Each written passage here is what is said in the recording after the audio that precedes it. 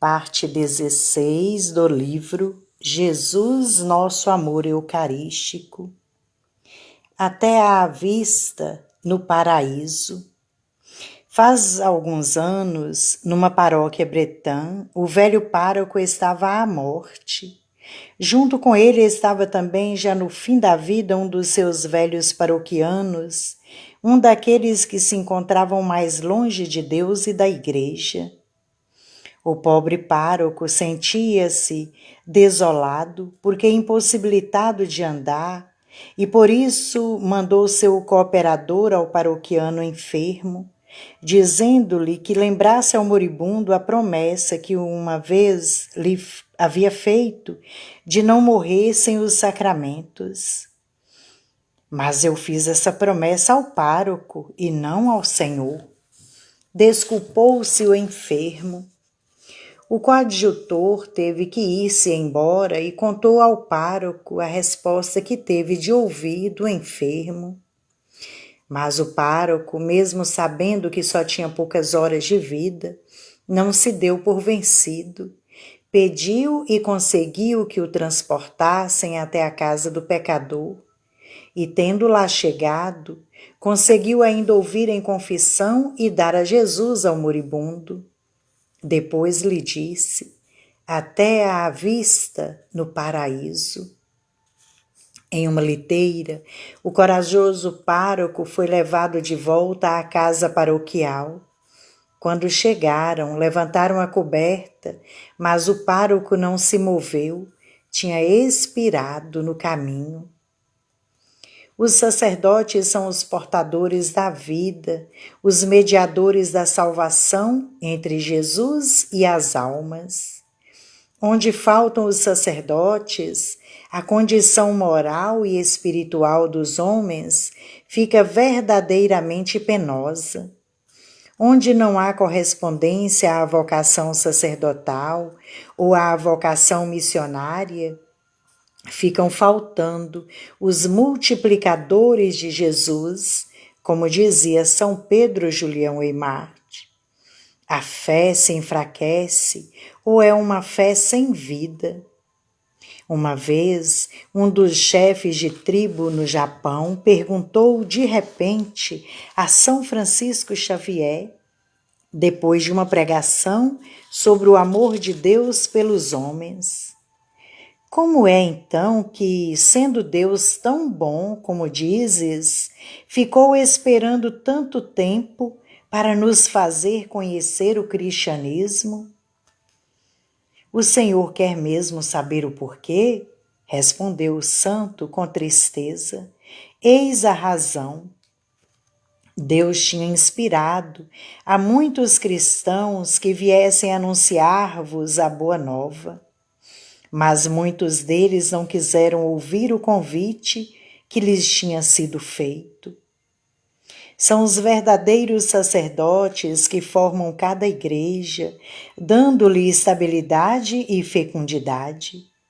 O venerável Antônio Chevrier dizia que toda verdadeira igreja tem por fundamento santos sacerdotes, por colunas, santos sacerdotes, por lâmpadas, um santo sacerdote, no púlpito, um santo sacerdote, no altar, um santo sacerdote, alte Christus.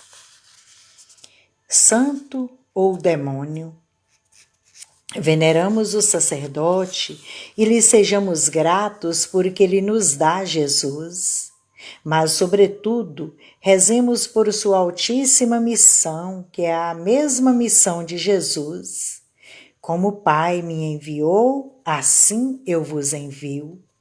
João 20, 21.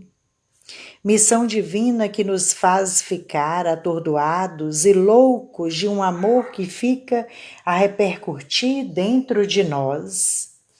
O sacerdote foi feito semelhante ao Filho de Deus, Hebreus 7, 3. E o santo cura da Aras dizia que só no céu iria medir toda a sua grandeza. Se conseguisse entendê-la aqui na terra, morreria, não de espanto, mas de amor.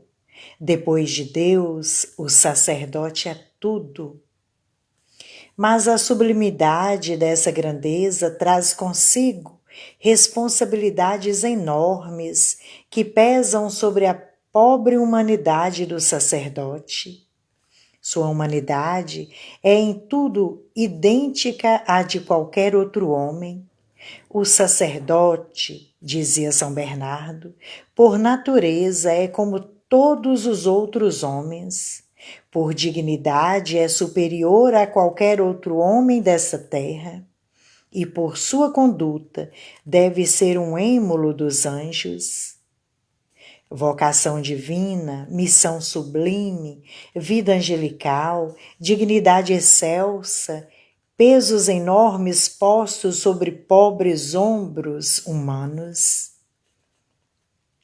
Dizia o servo de Deus, Dom Eduardo Pope, admirável sacerdote.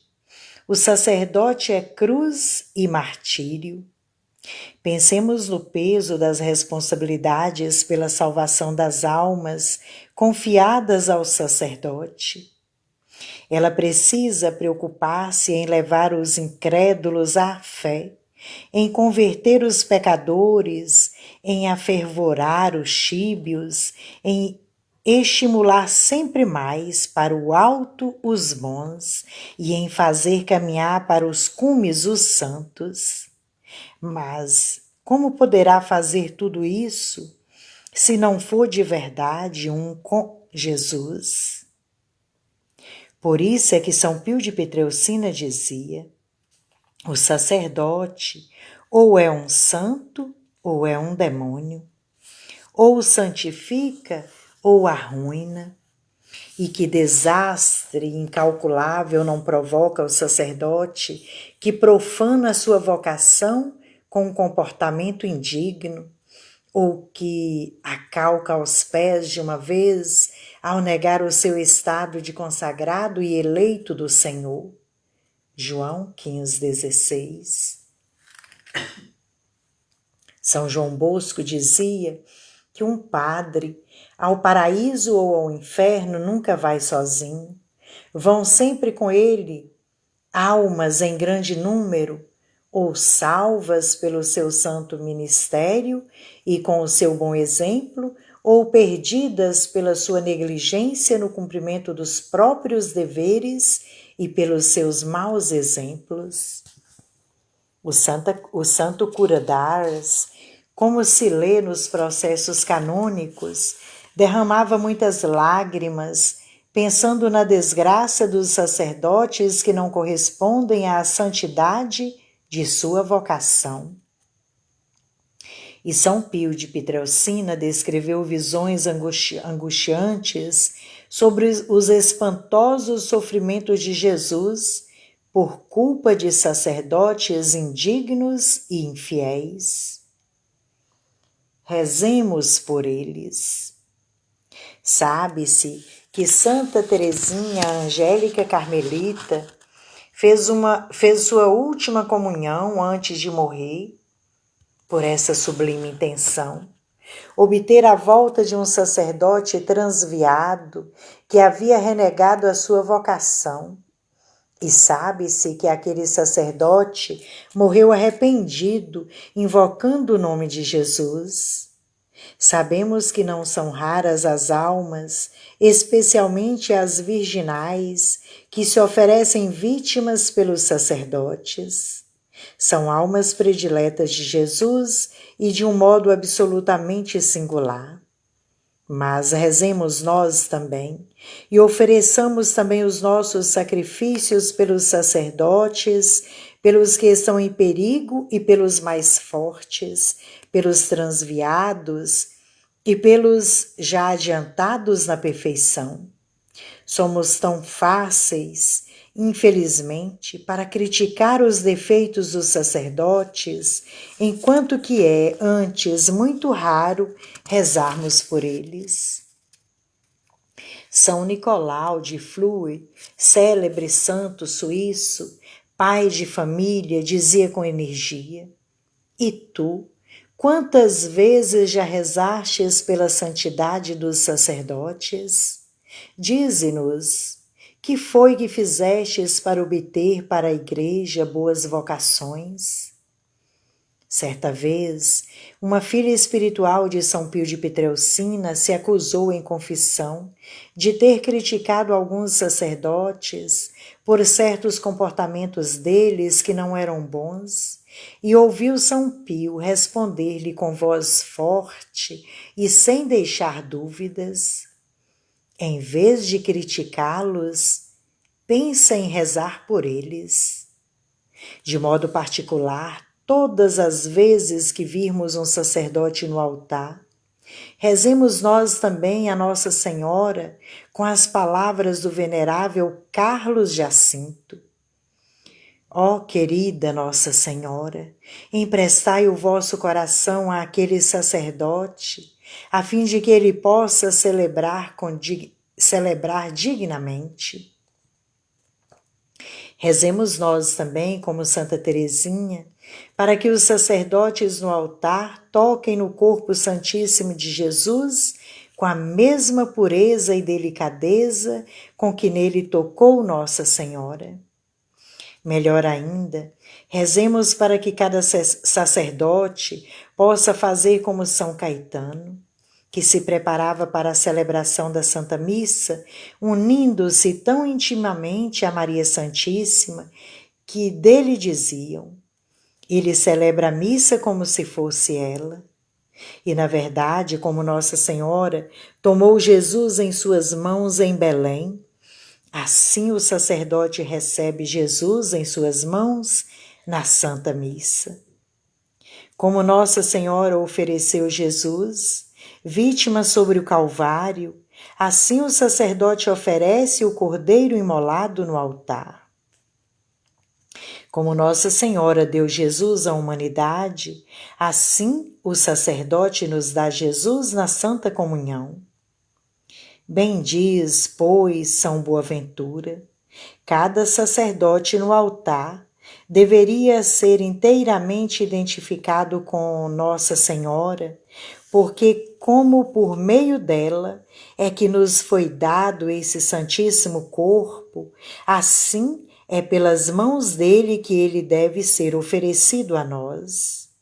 E São Francisco de Assis dizia que Nossa Senhora representa para todos os sacerdotes um espelho para a sua santidade, por causa da estreita proximidade que há entre a encarnação do Verbo no seio de Maria e a consagração eucarística entre as mãos dos sacerdotes. Aprendamos também nós, na Escola dos Santos, a respeitar e a venerar os sacerdotes, a rezar pela sua santificação, a ajudá-los em sua altíssima missão. Amém. Louvado seja nosso Senhor Jesus Cristo, para sempre seja louvado. Glória ao Pai, ao Filho e ao Espírito Santo, como era no princípio, agora e sempre. Amém. Ó meu Jesus, perdoai-nos, livrai-nos do fogo do inferno, levai as almas todas para o céu e socorrei principalmente as que mais precisarem da vossa infinita misericórdia. Amém. Busque depois a parte 17.